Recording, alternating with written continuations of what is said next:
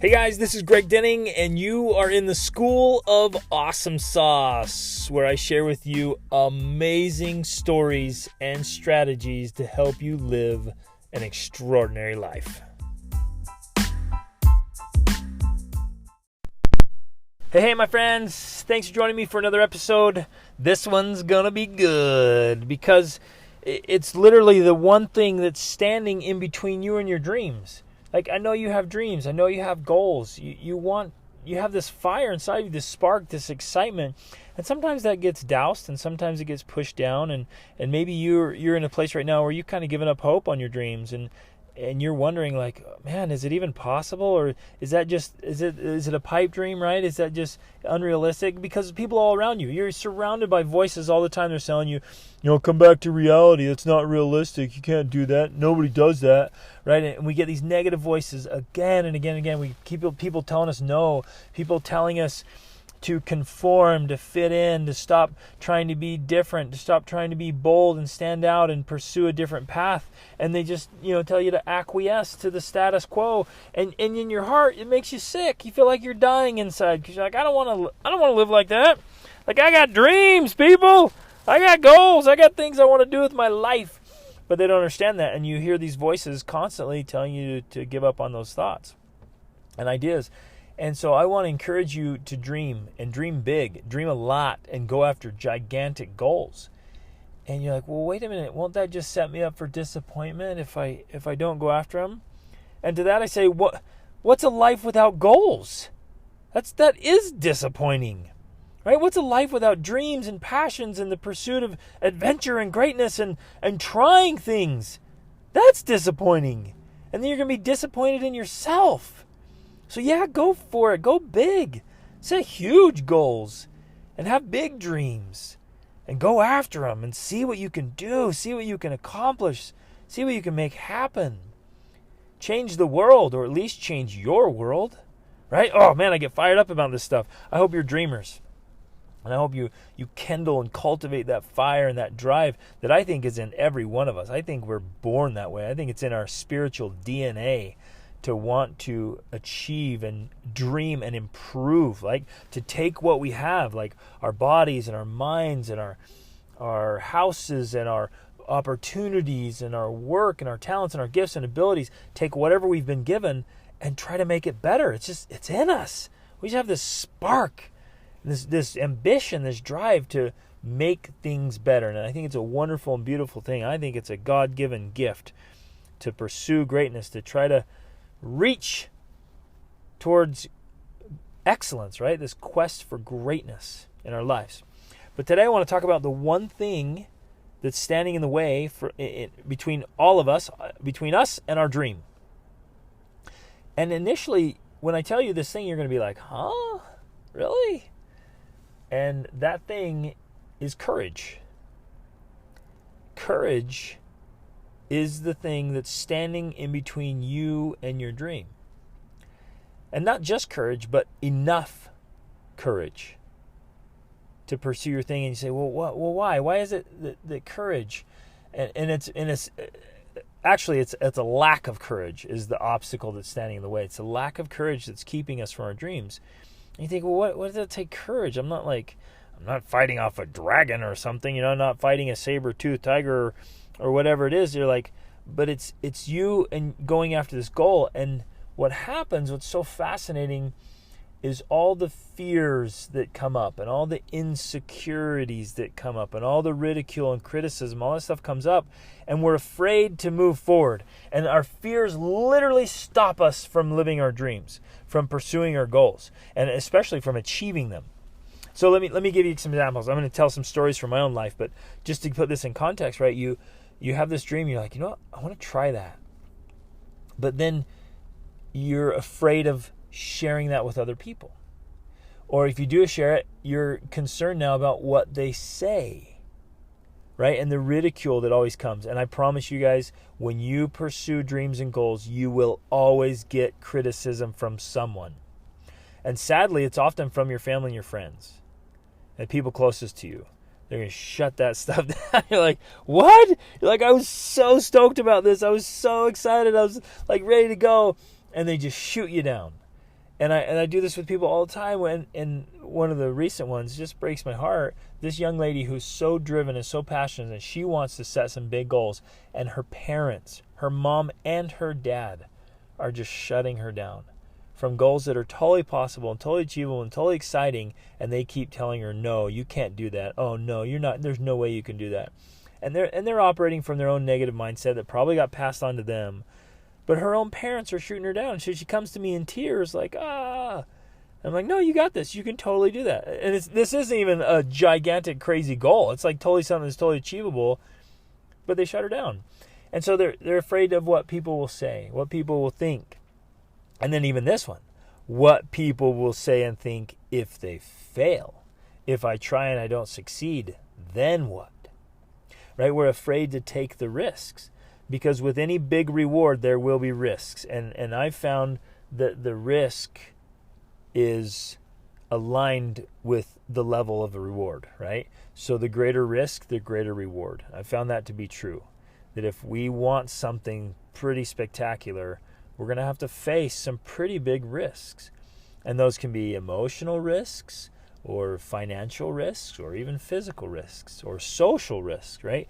It's all involved in all this. So we're facing all these fears and concerns, and what will happen, like if I get into this and it's not what I thought it would be, or if I go down that trail and it doesn't go where I think, or it does and then I realize I don't want to be there, right? And all these fears, like, we have to have courage. And I wholeheartedly believe that you can have any dream if you have courage enough to achieve it. And as we go through, I'm going to tell some stories now, but as you see this, you realize, yeah, it's courage. It's courage along every step of pursuing my dream. Of my own insecurities, do I have what it takes? Can I do this, right? You start thinking about what you have to do to achieve your dream, and all of us start doing this, so we start questioning whether we have what it takes. And courage to face that. Courage to learn the skills. Courage to get up every time you fall down. Courage to face the criticism and ridicule that will come. Courage to be successful. Some people are afraid of failing. Some people are afraid of succeeding and handling the responsibility and weight that comes with success. Right? There's all these things. And literally, as you think through this now that I've mentioned it to you, I hope you'll spend time thinking about it and really processing and say, where am I lacking courage that's keeping me from my dreams and goals? But let me share some stories. So I started out, you guys, timid and shy, and I've told you that before. And I realized that I didn't want to live that kind of life. I wanted to have an amazing marriage, right? And I wanted to have friends. I hated, of all the things I suffered, loneliness was the worst. And I did not want to be lonely anymore. I wanted to have friends, and I wanted to date girls so eventually I could marry a wonderful woman and have an incredible marriage. And I quickly realized there's no way I'm ever going to have friends or meet girls and then eventually meet my wife if I'm so timid and shy that I can't even talk to people and I can't carry on a conversation. And so I was terrified. I was terrified to approach people I didn't know. I was actually terrified to talk to people I did know. And if I didn't know somebody well, you know what one of my greatest fears was? It came out years later. Like, I would get terrified of having to sit next to somebody for an extended period of time because I literally had no idea what I would say or what we would talk about. Like, it was a legit fear. Like, if I had to drive, 30 minutes somewhere with someone, I would get just so terrified. Like, what will we talk about? What on earth can I possibly say for that long? I got nothing. And it would scare me to death. So the thought of sitting on an airplane next to someone or driving in a car, like, right? It like scared me. Like, what would I say? Because I didn't know, and I couldn't look people in the eyes. I remember a gentleman one night was like, Greg, look, when you're talking to people, when you're having a conversation, you need to look people in the eye. And so I looked up and I tried to hold eye contact with him, but I couldn't do it for more than a second or two before I felt so uncomfortable. I looked away and he's like, hey, don't look away, look back up. And I'd look up and I'm like, he's still looking at my eyes. And I looked down and I was terrified. And so I'm in this space of like, okay, my dream, my goal is to have friends, to date girls, to prepare to meet my wife. And standing in my way is fear and a lack of courage. Just I'm telling you here, it was a lack of courage to develop a skill set that I needed to live the kind of life that I wanted to live. That was my dream life. And now you guys, what I tell people I'm mentoring and coaching is like, look, to be a social leader is the ability to have a meaningful conversation with anyone, anywhere, at any time. Right? That's my goal. That's my objective. To be able to talk to anyone, anywhere, at any time. Like, people have vastly different lives than me and different opinions and ideas and different personalities. Like, to be able to connect with anyone, anywhere, at any time and have a meaningful conversation with them. Right? That for me is the epitome of social leadership and connection with other human beings. And so I wanted to get to that level, but I was way, way back. And a lack of courage was what was standing in my way. And so I literally, and here's the key element that I want to share with all of you. The key element here is literally to do what scares you. Okay? That if you're afraid to talk to someone, talk to them. If you're afraid to share your voice, if you're afraid to get on a camera, get on the camera.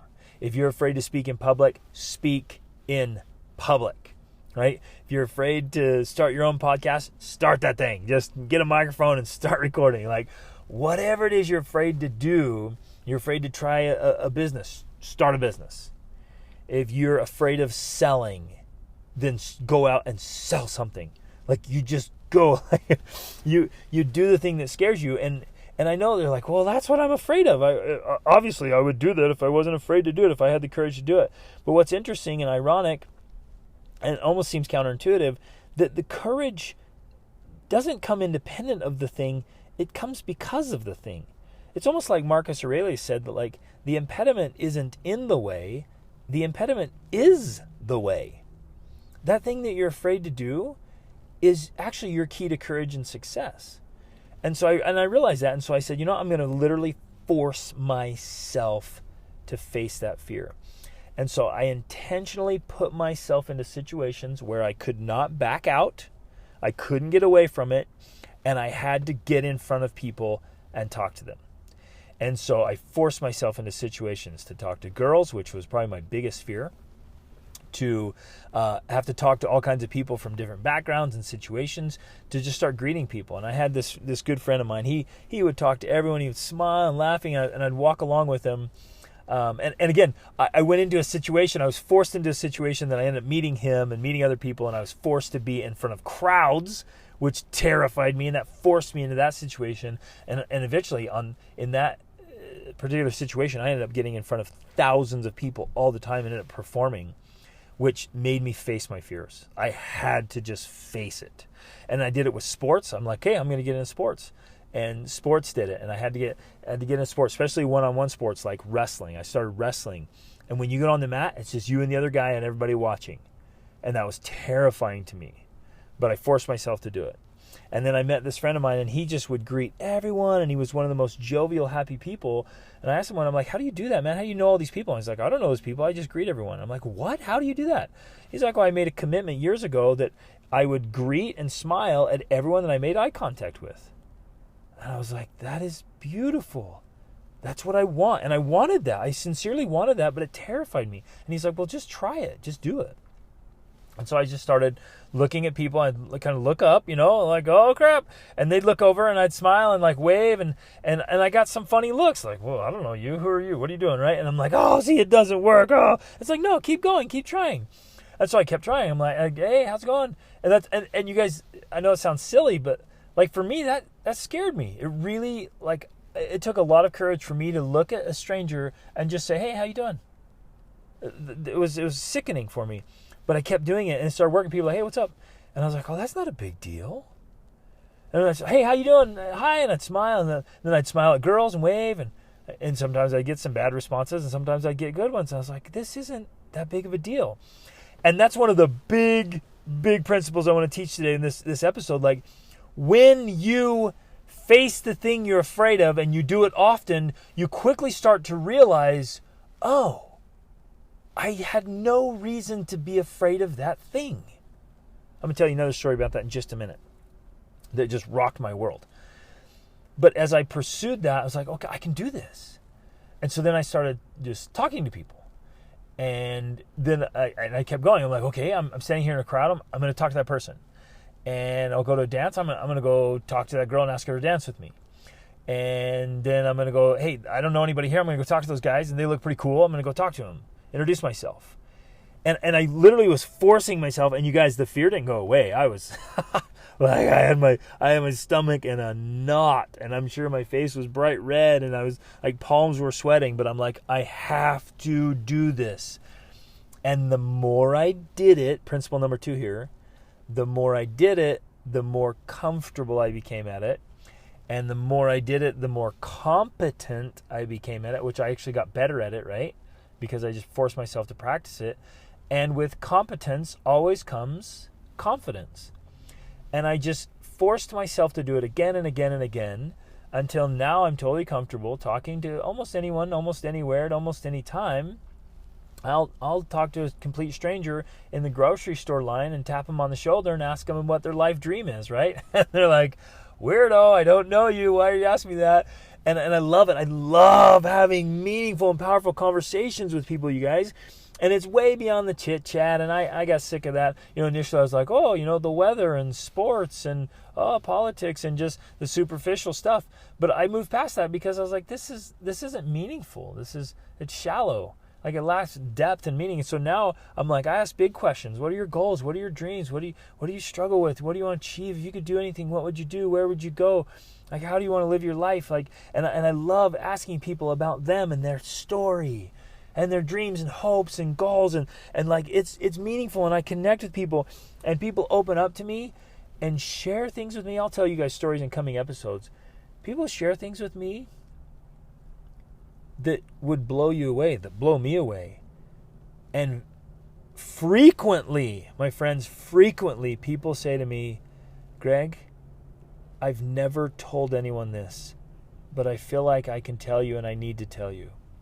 And then they proceed to tell me a story that just blows me away. Because I'm willing to listen and ask hard questions and look them in the eye and give them my full and complete attention. Right? And so now I've moved, and I love speaking now. I love speaking on the stage. I love doing these podcasts. I love making videos. I love connecting with huge crowds and one-on-one around the world. I love it. And so literally what was my greatest weakness became one of my greatest strengths.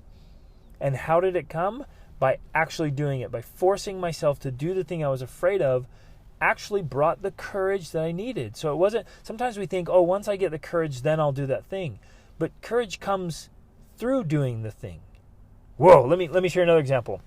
When Rachel and I decided to load up our family and moved to, we left my job and we did some crazy, it was crazy. We're like, okay, we're just going to go for this. We're trying the entrepreneurial thing. We're trying our own business. And we decided, we're going to move our family internationally. We loaded up our 4 little kids in our car and we decided we were going to drive to Costa Rica and try to live there. And we drove down, through Arizona, had a great time down there. And we get to the border, and we'd never been in Mexico. We're about to drive across the border, and we heard all these horror stories. This was in 2007. And, I was squeezing the steering wheel with both hands, like white knuckle. Both my wife and I were so nervous. Our stomachs went in a knot. It was just crazy. And we crossed the border into Mexico with our 4 little kids, and we're like, what are we doing? We're going to a place we've never been. I spoke Spanish. Nobody else did. But, we don't know this place. We've heard about all the drug dealers and the murders and the craziness and getting sick and where will we stay and what will we do. And we were just terrified, you guys. Can you sense this? Just sick to our stomachs. And we're driving across, and then if you've been across the border, there's not much there, and you drive for a while, and then we started to relax, and we're on this nice highway, just driving along, this beautiful desert country, and we started to relax, and we're like, what were we so afraid of? We get in there, and we start meeting all these wonderful people, so kind to these beautiful beaches, and these nice restaurants, and literally, Rachel and I, we look at each other, and we're like, what in the world were we so afraid of? This is crazy. And we ended up spending 6 weeks on that first trip, just driving through Mexico and Central America. and the crazy border crossings, and those were nuts, and like the food and the places. And we ended up having this great experience. And you guys, over the last several years, we ended up spending several years living in Mexico. We spent a bunch of time because we went back through again later on. We spent a bunch of time in Belize, in Guatemala. We ended up spending almost 2 years, over 2 different times, almost 2 years living in Guatemala.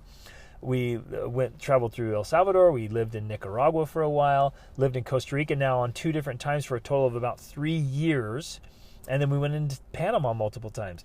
And all of it, like, we ended up like loving the Latin culture and always learning Spanish and being down there. And it was crazy. Like, we realized that our fear was totally unfounded. And I meet people all the time that are struggling, and maybe you do too. They struggle with anxiety. And you get super anxious. And it's interesting, anxiety, you guys, is often this imagined fear. It's something we might have heard about or might have experienced before, but we imagine it now. And our mind is amazing like that. It can be so creative and imaginative, but it very often stirs up the negative. It imagines the negative. Imagine everything going wrong, right? And it goes to the lowest level. Like if you're talking about, hey, I'd like to start a business, but then all of a sudden your mind like sees you in the gutter, dying of poverty, no friends, no family, no money, and you take your last breath in the gutter as you die because you tried to start a business, right? And the mind does that. It'll just spiral down all the way down to the worst possible scenario. And then you're sitting there going, oh, I can't do it. I can't start a business. Are you kidding me? Like, no. Right? And we go to these fears. And so I want to challenge you to look at what you're afraid of. Like, get really, really clear. What is it? When you think about pursuing your dream, what scares you? Because you're like, oh my gosh, that terrifies me. What is it? What terrifies you? Well, what if it doesn't work out? What do you mean, what if it doesn't work out? Like, zero in on that. What do you mean? Well, what if I lose all my money? Okay, what if? What if you lose all your money? What's the worst case scenario there? Like, and literally go in your mind, force your mind to go, okay, what is it? What is it exactly you're afraid of?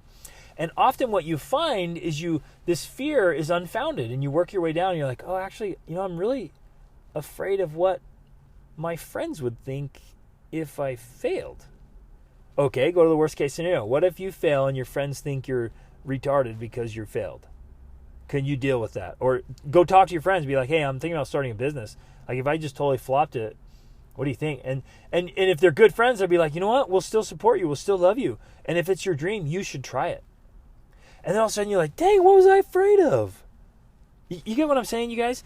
Like, we have to get clear about what we're afraid of and why, and get down to that clear level and be like, okay, can I handle that? Could I handle that worst case scenario?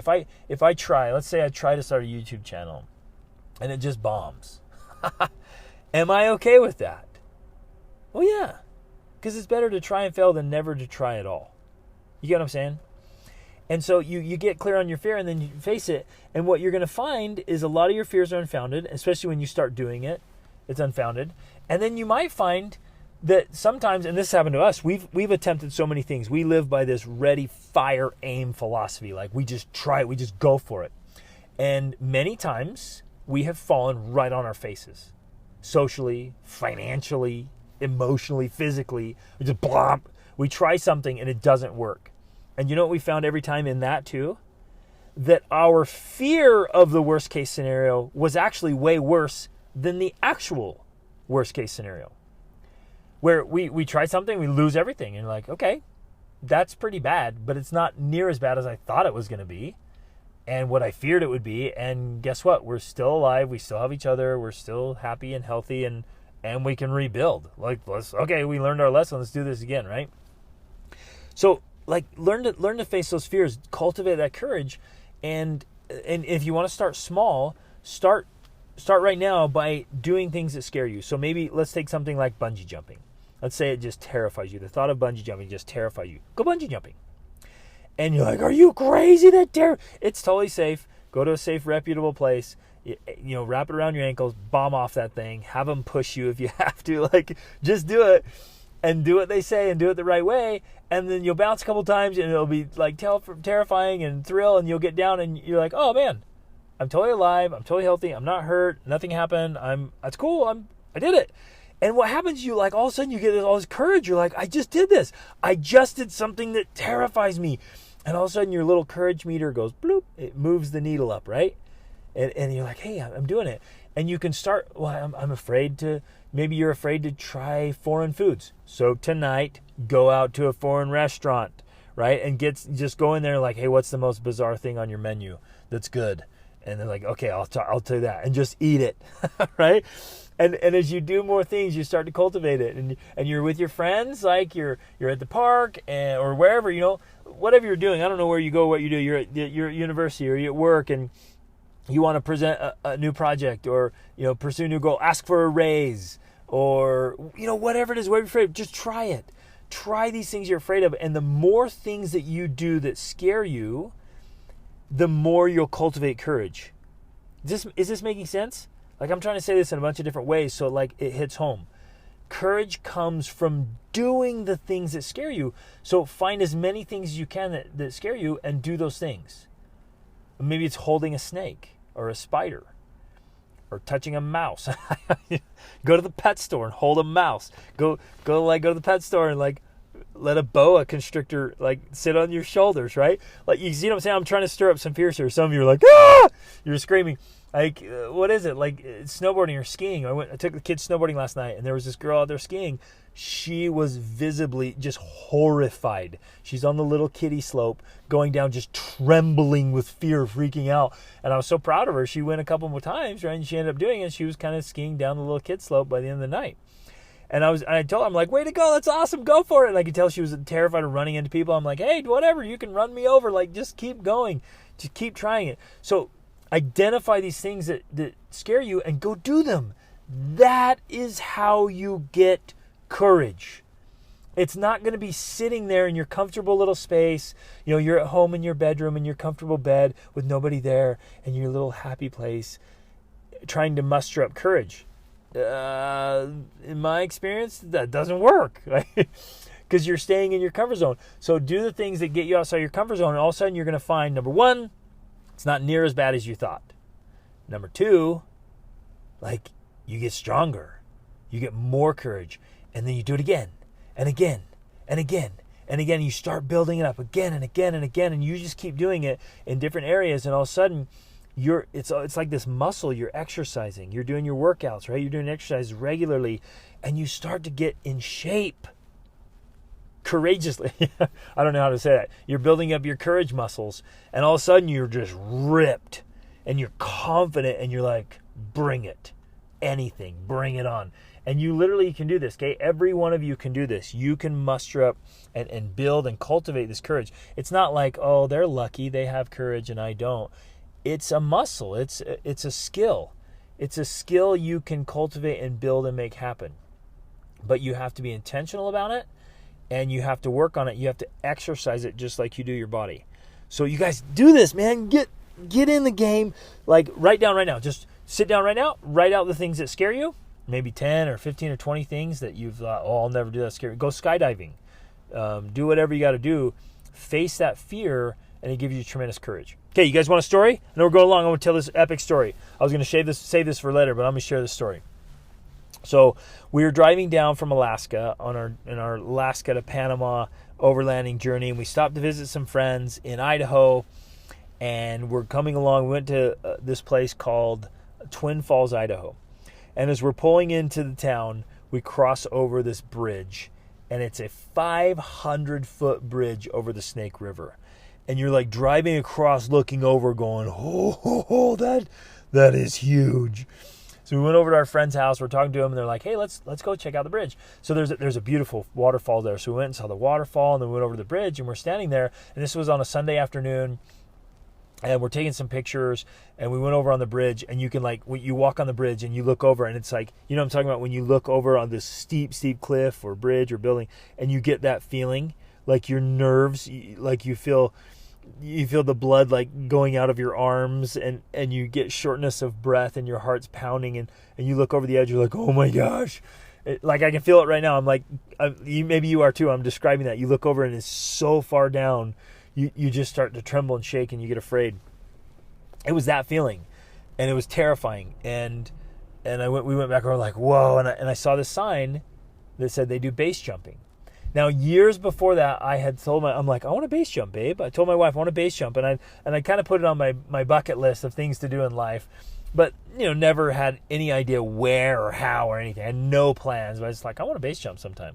And I realized they do it. And I'm like, what? This is crazy. So I went over and they had a little flyer on the door. They were closed up and it said $400 to tandem base jump. And I'm like, $400 to jump with some dude strapped to my back? I'm like, no thanks. And so I just go out and I start talking to people, right? Because I had cultivated the courage muscle to talk to strangers and to talk to people. So I'm, there's guys just chilling on the park, and I went up and started talking to this guy. Just randomly, I was just talking because, again, this is my way of being now. I just naturally talk to people. I love people. I love meeting new people, connecting, because I had cultivated that very skill. I'd faced the fear of talking to strangers. Now I'm really good at it. So I went up and I started talking to him, and it turns out it's Mike from California. I'm like, what are you doing here? He's like, I came out to film some videos base jumping off that bridge. I was like, what? That's so cool. And turns out he's a stuntman in Hollywood, and he was here making some films, videos, and I was like, that's amazing, man, so cool. I'm like, I've always wanted to base jump.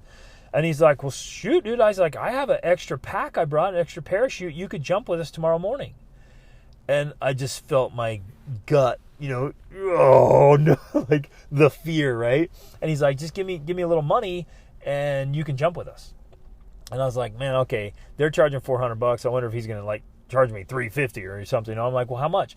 He said, I don't know, man, give me $20. And I was like, $20? Are you serious? And like I give you $20 and I can base jump. He's like, yeah. I was like, no problem. Now I find out, right, that you have to skydive 200 times before you should base jump solo, right? I'd never been skydiving. I have now. It was amazing. But I'd never been skydiving at the time, and I was going to base jump solo. But he's like, here's one condition. He's like, you don't know how to land. So if you go down and try to land on the ground, you'll break your legs. He's like, so you have to land in the water.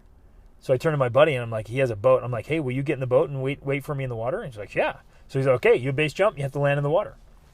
So I'm like, sweet, let's do it. And he's like, all right, meet us here at 9 o'clock tomorrow morning. So my wife and I, we go home that night, and we're terrified, you guys. Oh, my goodness. We're like, what am I about to do? I have 5 children, a beautiful wife, and a wonderful life. Like, I don't want to die. I'm not about taking unnecessary risks, right? If there's any chance of me dying, I'm out. Like, it's not for it. But if I can pull this off, I want to do it. And so we're both had a hard time sleeping that night because we were both so scared. And we go back in the morning, and I just kind of put out to God and to the universe, like, okay, look, I'm not in on this. Like, if it's dangerous, like, whatever, don't let it work out, and I'm good. But if it's okay, if it happened, like, I'll do it. So we kind of threw that out there, like, if it works, great. If it doesn't work, great. I'm not married to this thing. So we're waiting at 9 o'clock. He's not there at 9 o'clock. About 9:05, he's not there. I'm like, okay, well, I guess it's not meant to be. Let's go. So we load up. We're driving out, and as he pulls in, he's like, oh, hey, I'm here. Sorry we're late. We did some shooting some videos, and we're ready to go. Let's do this thing. And so I'm like, oh, man, I'm so nervous. But he's like, come here. I want to show you why this is the safest place in the world to base jump. And here's how it works. So he sat there and he taught my wife and I. He taught me and my wife all about, sorry, the grammar thing there you have, you guys. It's a grammar thing. So he taught my wife and me about the science and the aerodynamics and how it works and why this is the safest place and all this thing. He walked us through it, and you guys, literally, while he explained it, it was our lack of understanding that made it so terrifying. It's what we didn't know that scared us. And when he explained how everything works and how it'd be safe, and he would throw the pilot chute, it would be open, and it would open automatically. Like, he explained all the safety, how to do everything I was supposed to do, detail by detail. And he's like, we're going to have 3 jumpers there. We're going to be right there with you. You're good, man. And as he explained that to me and to my wife, all of our fears went away, and we're like, okay, let's do this thing, right? Because I understood it. And I talked to an expert. And I knew what was going to be happening, what I had to do, how the parachute worked, how it was, how he set it all up so it was just going to work beautifully. I'm like, done. So you guys, we walk over there. All I had on was my, I think I went barefoot. All I had on was my swimsuit and my parachute. That's it.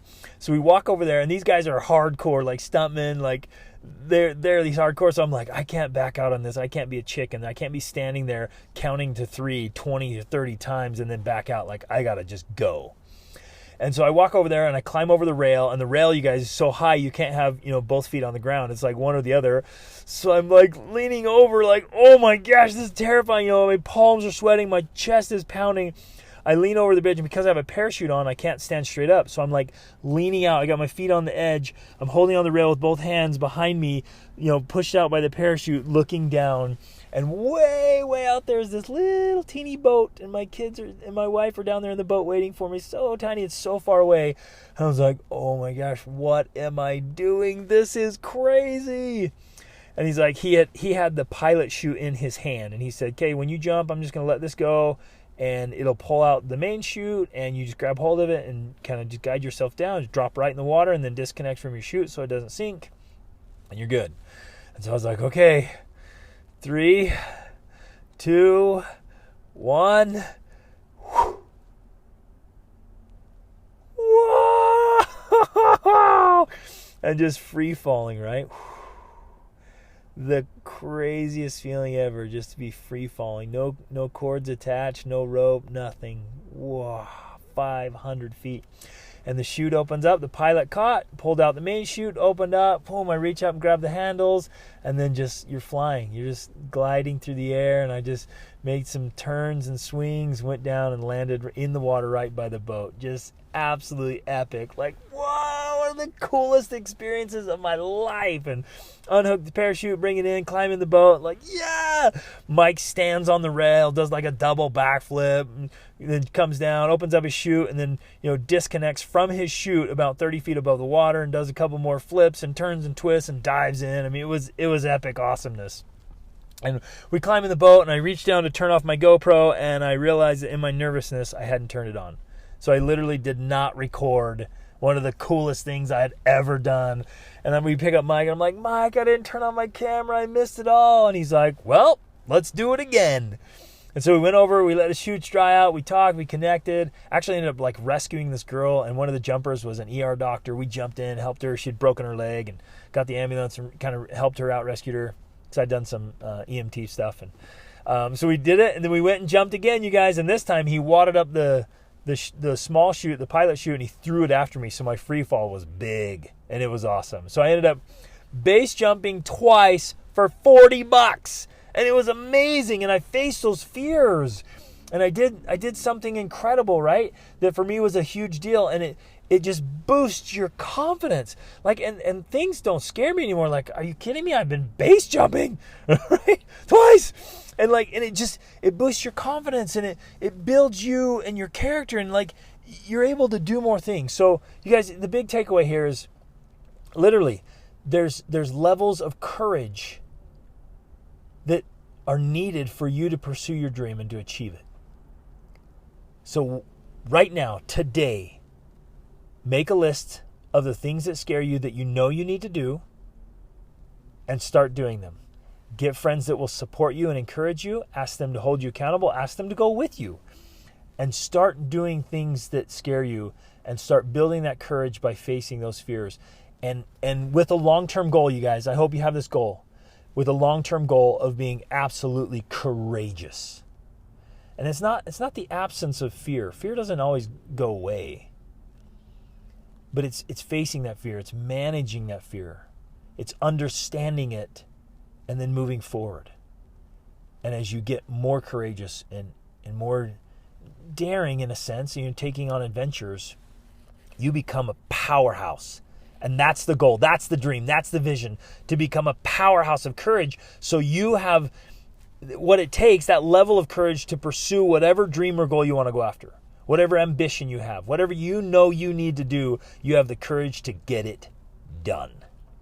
So let's all become courageous beings together, right? Powerhouses, where we're out doing things that matter and taking big, bold action and inspiring others to do the same. So let's get out, make it happen, you guys. Awesome is always an option if you have the courage to do what it takes. Reach upward.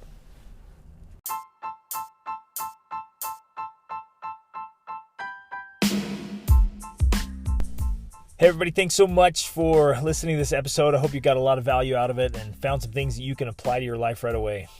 Hey, I'm being totally sincere when I say I live to help you live your extraordinary life. So I hope you'll reach out to me if you have any questions, or let me know how I can help you in any important area of your life. And in fact, this podcast is brought to you by the School of Awesome Sauce monthly coaching program. Take advantage of that. Get in there. If it's the best way to get a breakthrough to the next level, so you can level up your health, your spirituality, your emotions, your mind, your relationships, your finances, business, every part of your life. Just get in there where you have a coach and a mentor. You have a supportive community to make things happen. So jump in there, take advantage of this, try it out, get in there with us, and level up your life. See you on the inside. Reach upward.